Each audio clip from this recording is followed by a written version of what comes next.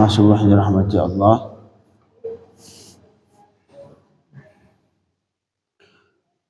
Yang boleh berniat i'tikaf untuk berniat nawaitul i'tikafa fi hadzal masjid lillahi ta'ala. Sahaja aku beriktikaf di masjid ini karena Allah Subhanahu wa ta'ala. Insyaallah kita lanjutkan pembacaan kitab tafsir Jalalain karangan Al-Imam Jalaluddin As-Suyuti dan Al-Imam Jalaluddin Al-Mahalli rahimahumullah wa nafa'ana bihima wa bi'ulumihima fid darain amin. Masih di surah Al-Baqarah ayat kelima. Qala Allah Ta'ala a'udzu billahi minasy syaithanir rajim. Bismillahirrahmanirrahim. Innallaha la yakhfa 'alaihi syai'un fil ardi wala fis sama'. Huwa alladhi yusawwirukum fil arham kayfa yasha'. La ilaha illa huwal azizul hakim. قال الله تعالى إن الله لا يخفى عليه شيء في الأرض ولا في السماء.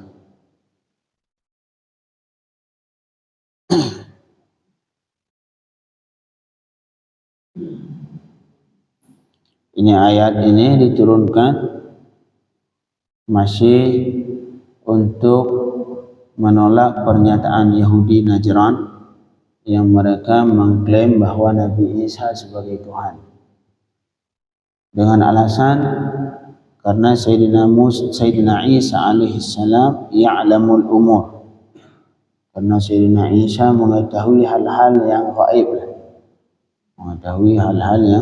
yang gaib. Akhirnya ayat ini kata Allah, innallaha la yakhfa.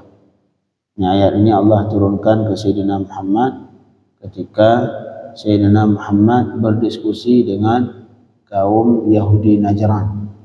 Ini masih berkelanjutan dari awal kemarin. Ayat yang Allah turunkan untuk sebagai bahan untuk diskusi dengan Yahudi Najran yang mengatakan bahwa Sayyidina Isa sebagai Tuhan. Salah satu alasan mereka itu karena Sayyidina Isa Tuhan. Karena Sayyidina Isa mengetahui al-umur, mengetahui banyak hal yang tidak diketahui manusia yang lain. Dan jawaban dari Allah Subhanahu wa ta'ala, innallaha la yakhfa. Sesungguh Allah Subhanahu wa ta'ala la yakhfa alaihi syai', tidak tersembunyi terhadap Allah oleh sesuatu pun. Pada Allah tidak ada satu pun hal yang tersembunyi. Semuanya diketahui oleh Allah Subhanahu wa ta'ala. Malahan di ayat yang lain kata Allah Subhanahu wa ta'ala, wa 'indahu mafatihul ghaib la ya'lamuha illa hu wa ya'lamu ma fil barri wal bahri wa ma tasqutu min waraqatin fil ardi wa la ratbin wala yabisin illa fi kitabim mubin. Wa 'indahu mafatihul ghaib, dan di sisi Allah kunci hal yang gaib. Kalau kita mengetahui cuma hal-hal yang terlihat. Contoh misalkan ketika makan kenyang. Tapi alasan kenapa ketika makan kenyang? Di situ kita enggak mampu. Itu hal yang gaib. Maka alasannya paling kedokteran cuma sekilas ngasih alasan sekilas. Oh, karena makanan ini mengandung protein ini itu. Kenapa ketika protein bisa mengenyangkan? Jadi masih banyak itu pertanyaan yang di belakangnya. Yang tidak terdeteksi jawabannya, ujung-ujungnya wallahu a'lam. Allah yang tahu. Itulah kata Allah Subhanahu wa ta'ala, seperti misalkan ketika turun hujan subur. Kenapa ketika ketika air hujan subur? Karena misalkan air hujan mengandung A, mengandung B. Kenapa ketika mengandung A ini jadi subur? Jadi inilah banyak hal yang gaib yang tidak diketahui kecuali Allah Subhanahu wa ta'ala. Wa 'indahu mafatihul ghaib. la ya'lamuha illahu, yang tidak diketahui yang gaib ini, yang kunci-kunci yang gaib, illahu, kecuali Allah Subhanahu wa taala. Wa ya'lamu ma fil barri wal bahr, dan Allah mengetahui semua yang ada di laut dan semua yang ada di darat. Disebutkan sebenarnya hayawan yang terdapat di laut, yang terdapat di laut itu lebih banyak dibanding yang terdapat di darat. Ini Allah wa ya'lamu ma fil barri wal bahr, dan Allah mengetahui apa saja yang di laut. Fil barri yang ada di darat, al bar ini darat. Wa ya'lamu ma fil bar, dan Allah mengetahui apapun yang ada di darat, wa fil wal bahr, dan begitu juga Allah mengetahui semua yang ada di laut.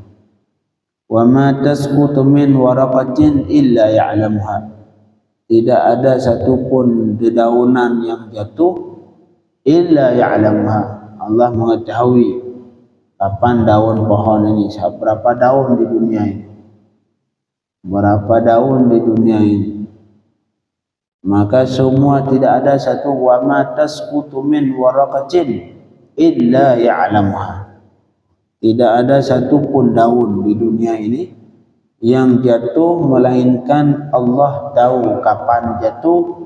Allah wa illa ya'lamuha, melainkan Allah tahu kapan itu jatuh. Kenapa? Karena memang Allah yang menjatuhkan. Illa ya'lamuha, wa ma tasqutu min waraqatin illa ya'lamuha, wala ratbin wala yabisin illa fi kitabim mubin. Tidak ada benda yang basah, tidak ada benda yang kering, kecuali semua diketahui oleh Allah fi kitabim mubin, kecuali semuanya terdapat di kitabim mubin, yaitu lauhil mahfuz. Inilah Allah Subhanahu wa taala, inna Allah la yakhfa alaihi syai'un fil ardi wala fis sama'. Sesungguhnya Allah Subhanahu wa taala la yakhfa alaihi syai', tidak tersembunyi terhadap Allah sesuatu pun yang ada di bumi dan tidak juga yang ada di langit. Semua itu baik terdapat di langit, terdapat di bumi, semuanya diketahui oleh Allah Subhanahu wa ta'ala. Dengan alasan kenapa? Karena semua yang ada di bumi, yang pertama yang ada di langit, semua yang Allah ciptakan. Dan apapun yang mereka lakukan, semua pekerjaan mereka Allah lakukan, Allah yang ciptakan. Makanya Allah mengetahui apapun yang ada di langit dan apapun yang ada di bumi. Nah, makanya ini ayat untuk menolak pernyataan kaum Nasrani yang mengatakan bahwa Sayyidina Isa itu sebagai Tuhan, karena Sayyidina Isa mengetahui beberapa hal yang tidak diketahui orang lain, tidak ada manusia yang lain. Kata Allah, Allah mengetahui semua yang di langit, semua yang di bumi. Sedangkan Sayyidina Isa banyak hal yang tidak beliau ketahui, baik yang jangankan yang di langit, di bumi saja banyak yang belum beliau ketahui. Nah, ini sebagai penolakan pernyataan orang Nasrani Najran. Nah, jadi kata-kata hadza raddun liqaulihim, ini pernyataan Allah ini untuk menolak perkataan orang kufar Nasrani Najran, inna Isa ilah. Oh, kata mereka Sayyidina Isa itu Tuhan. Li'annahu ya'lamul umur. Alasannya karena Sayyidina Isa mengetahui sebagian yang gaib yang tidak diketahui manusia lain. Faradda alaihim, kemudian Allah menolak alasan mereka, bi anna Allah huwa alladhi la yakhfa alaihi syai'un fil ardi wala fis sama', bahwa Allah tidak ada satupun yang tersembunyi pada Allah baik di langit atau di bumi. Walaysa kadzalika Isa, tidak demikian Sayyidina Isa. Sayyidina Isa tidak mengetahui seluruhnya, walaupun ada sebagian yang diberitahukan kepada Sayyidina Isa oleh Allah Subhanahu wa taala.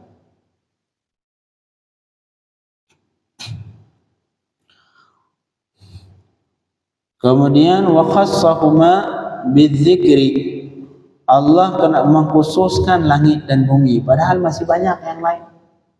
Bisa jadi makhluk yang lain yang bukan di bumi, bukan di langit. di arasy ataupun di kursi Allah Subhanahu wa taala, di arasy. Kemudian apa saja nanti yang ada di hari kiamat, surga, neraka, semua Allah ketahui. Tapi khusus di ayat ini, kenapa Allah khususkan yang di langit dan yang di bumi? Emang yang lain Allah tidak mengetahui? Juga Allah mengetahui yang lain. Tapi Allah mengkhususkan menyebutkan langit dan bumi, li'anna al-hissa la yatajawazuma. Karena panca indera kita ketika masih hidup tidak bisa melewati yang lain, cuman itu saja. Maka Allah mengkhususkan langit dan bumi, jangan dipahami nanti oh berarti Allah yang selain di bumi, selain di langit tidak tahu. Artinya Allah tidak mengetahui nanti yang ada di kursi, yang ada di arasy. Tidak, Allah mengetahui. Innallaha bikulli syai'in alim. Allah mengetahui semua perkara, baik di langit, di bumi, di arasy, di kursi, yang ada di surga, yang ada di neraka, semua Allah ketahui. Cuman Allah khususkan langit dan bumi karena panca indera kita sekarang yang diketahui, yang didapatkan sama panca indera kita ya langit dan bumi saja. Selain itu tidak ada. Makanya Allah khususkan ke langit dan bumi, sehingga jangan dipahami bahwa Allah tidak mengetahui yang selain di langit, yang selain di bumi. Kemudian Allah lanjutkan, huwallazi yusawwirukum fil arham. Ini juga masih alasan yang lain untuk menolak pernyataan kufar bahwa Sayyidina Isa sebagai Tuhan. Alasan yang lain bahwa cuman Allah sebagai Tuhan, la ilaha illahu, tidak ada Tuhan kecuali Allah. Alasan selanjutnya, huwallazi yusawwirukum fil arham. Dia Allah saja. Huwallazi artinya dianya Allah saja, khusus Allah, tidak ada yang lain. Huwallazi, dia Allah saja. Allazi yusawwirukum, adalah zat yang membentuk kamu, membentuk rupa kalian di rahim-rahim. Siapa yang membentuk kita ketika di rahim? Ini mata tepat di kepala, hidung di bawah mata, mulut di bawah hidung, kemudian telinga di samping, rambut di atas. Itu siapa yang membentuk? Kenapa misalkan nggak pernah mata di perut, ataupun misalkan telinga di pantat, ataupun misalkan kaki di kepala tumbuh? Kenapa itu teratur seperti itu? Siapa yang membentuk itu semua? Apakah kita yang membentuk? Tidak. Semuanya terbentuk Allah yang membentuk. Kata Allah Subhanahu wa taala, wa laqad khalaqnal insana min sulalatin min tin thumma ja'alnahu nutfatan fi qararin makin. Ini nutfah fi qararin makin, nutfah yang mani. Kemudian apa yang terjadi? Thumma khalaqnan nutfata 'alaqatan. Kemudian Allah jadikan nutfah, jadi mani ketika Allah masukkan ke rahim seorang perempuan, ke rahim seorang ibu. Thumma ja'alna nutfatan fi qararin makin, thumma khalaqna nutfata 'alaqatan. Kemudian itu mani tadi Allah gantikan, Allah ciptakan menjadi 'alaqah. 'Alaqah itu kayak segumpal darah. Setelah dibuahi, maka itu tadi jadi kayak segumpal darah. Thumma khalaqna nutfata 'alaqatan fa khalaqna al-'alaqata mudghatan. Mudghatan ya segumpal daging. Thumma fa khalaqna al-mudghata 'idhama. Kemudian kami ciptakan tulang berulang. Thumma kasawna al-'idhama lahma. Kemudian tulang belulang itu kami ciptakan, kami lapisi dengan daging. Makanya Allah pertama ciptakan tulang. Makanya ketika kita cek di USG, di itu kelihatan tulang tangan, tulang kaki. Baru kemudian Allah lapisi dengan daging-daging. Thumma kasawna al-'idhama lahma thumma ansha'nahu khalqan akhar. Itu semua yang Allah ciptakan.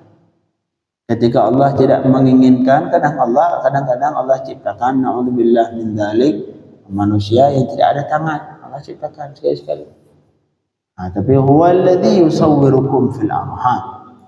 Allah sajalah yang membentuk rupa kalian, yang membentuk kalian fil arham, ketika masih dalam rahim orang tua kalian. Allah yang menciptakan mata, yang menciptakan kaki, tangan, mulut, dan semuanya Allah yang letakkan. Mata tepat di sini, kemudian di bawah mata hidung, di bawah hidung mulut, semua itu Allah letakkan sedemikian rupa. Itu jangan dianggap bahwa ini hal terjadi dengan sendirinya. Ini hukum alam terjadi dengan sendirinya. Tidak ada. Kalau terjadi dengan sendirinya tidak mungkin tertib seperti ini. Pasti yang terjadi kadang-kadang mata di pantat, sekali-sekali. Kadang-kadang mata di kaki, kadang-kadang misalkan telinga di perut. Ini kenapa tertib miliaran jutaan manusia dimulai Nabi Adam sampai sekarang berapa juta miliar manusia tetap yang namanya mata di atas hidung, dia di bawah hidung mulut. Subhanallah, huwallazi yusawwirukum fil arham. Dialah Allah saja yang membentuk kalian di rahim orang tua kalian. Kaifa yasha, bagaimanapun yang Allah kehendaki. Baik kadang-kadang Allah ciptakan berbentuk min dzukuratin wa unutsatin. Dibentuk sama Allah seorang bayi ketika dalam rahim, ada kala dibentuk menjadi laki-laki. Dan ada kalanya dibentuk menjadi seorang perempuan. Wa bayadin wa sawadin, kadang-kadang dibentuk dengan warna hitam ataupun warna putih. Semua Allah yang bentuk. Makanya kita manusia, misalkan kita dilahirkan oleh Allah dalam keadaan hitam, walau bagaimanapun kita pakai bedak, pakai ini, pakai itu, skincare, habis skincare 1 ton, udah putih, 3 hari putih, keluar rumah sehari kena matahari balik jadi hitam lagi. Begitu juga orang hitam, misalkan orang putih diciptakan sama Allah warna putih, itu walaupun dia nggak pernah pakai skincare sama sekali, sudah memang dirinya putih. Perlu skincare, nggak perlu apa, dia tetap bentuknya, warnanya tetap putih. Ciptaan Allah Subhanahu wa Ta'ala, yang kita tidak ada hak di situ untuk bisa mengubahnya. Kaifa yasha, Allah yang membentuk kalian di rahim kalian bagaimana saja yang Allah kehendaki. Ada yang dibentuk dalam keadaan laki-laki, ada yang dibentuk dalam bentuk perempuan. La ilaha illahu, ini kesimpulan dari itu semua. Dari alasan semua tadi, Allah tidak ada satu pun hal yang tersembunyi pada Allah, baik langit atau bumi, dan cuma Allah saja yang membentuk kalian dalam rahim kalian, dalam rahim ibu kalian. Itu semua untuk membuktikan ini. Ujungnya Allah tarik ke sebuah kesimpulan, la ilaha illahul azizul hakim. Tidak ada Tuhan yang berhak disembah illahu, kecuali Allah saja. Kecuali cuma Allah Subhanahu wa Ta'ala al-azizul hakim. Allah yang aziz, artinya Allah yang maha menguasai pada fi mulkihi, pada kepemilikan Allah, pada kerajaan Allah Subhanahu wa Ta'ala. Al-Hakim, Allah yang maha bijaksana fi sun'ihi, dalam ciptaan Allah Subhanahu wa Ta'ala. Allahumma amitna ala tamamil iman wal islam. Semoga iman kita dijaga oleh Allah sampai meninggal. Amin ya rabbal alamin. Allahumma faqihna fid din wa 'allimna at-ta'wil وافتح علينا فتوح العارفين وصلى الله على سيدنا محمد وآله وصحبه وسلم والحمد لله رب العالمين.